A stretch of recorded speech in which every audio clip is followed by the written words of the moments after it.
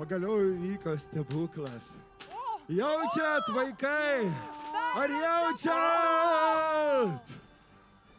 Padėkokim merui. Padėkokim mano padėjėjoms. O aš, kaip kalėdų senelis, ateisiu pas jūs, pasidalinsiu savo energiją, savo gal net paslaptimi, išgirsiu, kokie jūsų lūkesčiai yra, belaukiant kalėdų.